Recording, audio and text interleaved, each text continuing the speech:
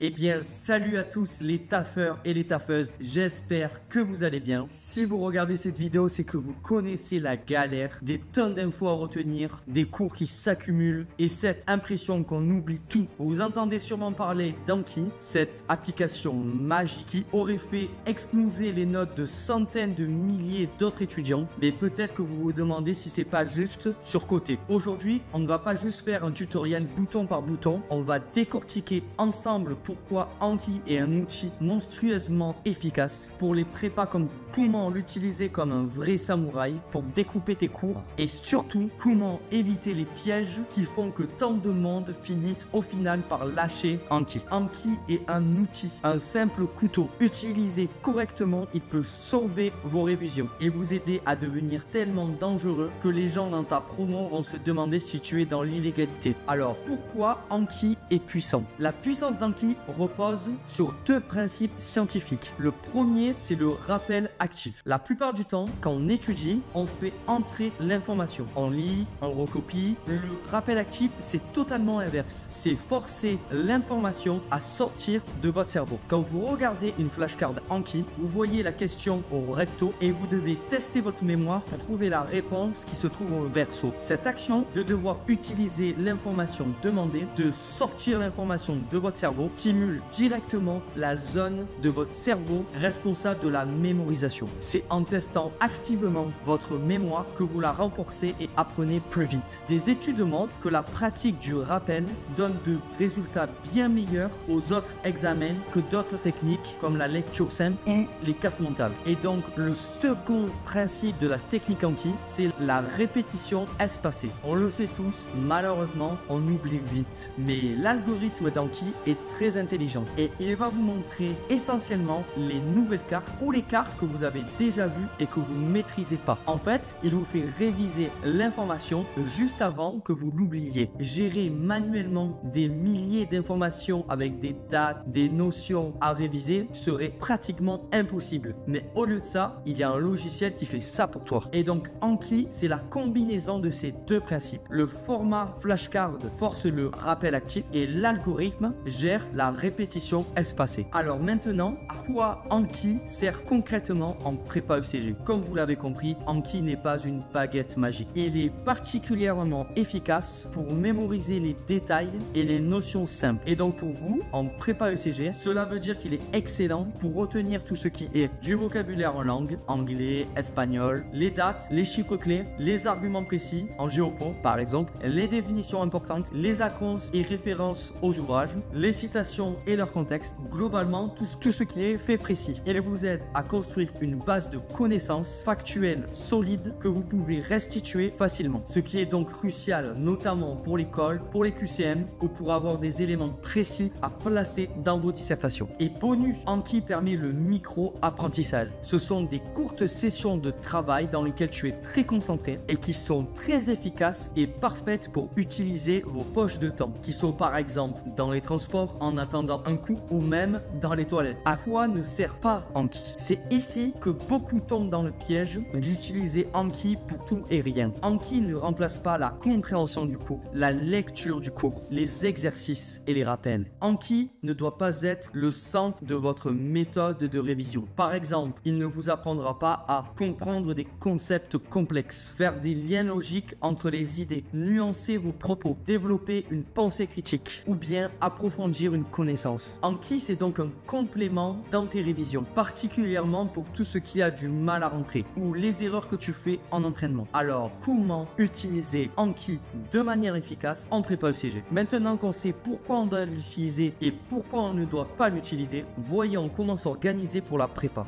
Dans un premier temps, quand créer ces cartes? C'est une erreur courante de créer ces cartes dès le premier jour de la découverte du cours. À ce moment-là, tu ne sais rien. Tu ne sais pas ce que tu sais, mais tu ne sais pas aussi ce que tu ne sais pas. Toutes les informations sont au même niveau d'importance. Et donc, si vous créez tout de suite les flashcards, vous allez du coup tout mettre dedans et vous retrouver avec trop de flashcards à réviser. Alors, retarder la création de vos flashcards. Commencez par découvrir le coup, le comprendre et faire des exercices. C'est après 2 ou 3 rappels, en voyant donc ce qui a du mal à rentrer et les erreurs que vous faites en entraînement, que vous devrez créer vos flashcards. Et c'est donc en filtrant les informations que vous rendez Anki gérable. Alors, petit aparté dans la vidéo, nous avons récemment sorti une vidéo YouTube sur la technique Pomodoro que j'ai spécialement modifiée pour vous, les étudiants en prépa ECG. Je vous mets la fiche en haut, n'hésitez pas à aller voir aussi cette vidéo. Alors, on reprend la vidéo. Maintenant que tu sais quand créer tes flashcards,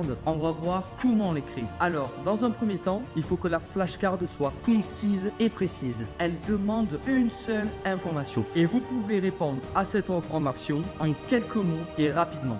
C'est-à-dire que dans une seule flashcard, tu ne dois pas parler de plusieurs concepts et ta réponse ne doit pas être un pavé énorme comme ça. Ensuite, au niveau du recto, tu vas mettre la question et au niveau du verso, tu vas mettre la réponse. Moi, je te conseille d'utiliser le type de carte basique qui se nomme basique inversé. C'est tout simplement la flashcard avec son côté recto et son autre côté verso. Ensuite, comment structurer vos paquets? Eh bien, tout simplement, dans un premier temps, de manière hyper logique, je vous conseille de créer un paquet par matière. Cependant, dans ce paquet, vous pouvez créer des sous-paquets qui vont regrouper les différents thèmes et chapitres de ta matière. Ensuite, on va voir comment réviser au quotidien. C'est l'algorithme qui décide de quelle carte vous voyez. L'essentiel est donc d'être constant. Faites des sessions éparpillées durant la journée pendant vos poches de temps. Après avoir répondu, notez vraiment honnêtement, et c'est ça l'un des trucs les plus importants, votre niveau sur la question. Donc soit à revoir, soit correct, soit facile. Et l'algorithme s'adaptera donc à votre maîtrise. Le point clé, fixez-vous des limites quotidiennes. Ne laissez pas Anki vous submerger avec des centaines de cartes à faire. Dans les options du paquet, réglez le nombre de nouvelles cartes par jour et le quota de révision journalière, comme par exemple 60 à 100 cartes par jour en langue, qu'elles soient nouvelles plus révision. Par exemple aussi environ 20 cartes par jour par paquet de géopolitique, etc. etc. C'est à vous aussi de trouver le rythme qui vous convient. Petit aparté à ce moment de la vidéo, sur le site Prépa chez toi, nous avons fait pour vous des flashcards Anki classés par chapitre et par année sur tout le programme de première et deuxième année de maths en prépa ECG. Alors pourquoi on a décidé de faire ça? Tout simplement parce que faire des flashcards en maths, c'est très compliqué. On ne sait pas quoi mettre dedans et surtout l'écriture mathématique est très complexe et longue à mettre en œuvre dans des flashcards sur Anki. Et du coup, nous avons décidé de faire ce travail pour vous. En vous inscrivant sur notre site Prépa chez toi, vous pourrez télécharger gratuitement le pack de flashcards pour le programme des suites et fonctions en maths prépa ECG. C'est complètement gratuit, donc je vous conseille de le télécharger et comme ça va vous permettre de commencer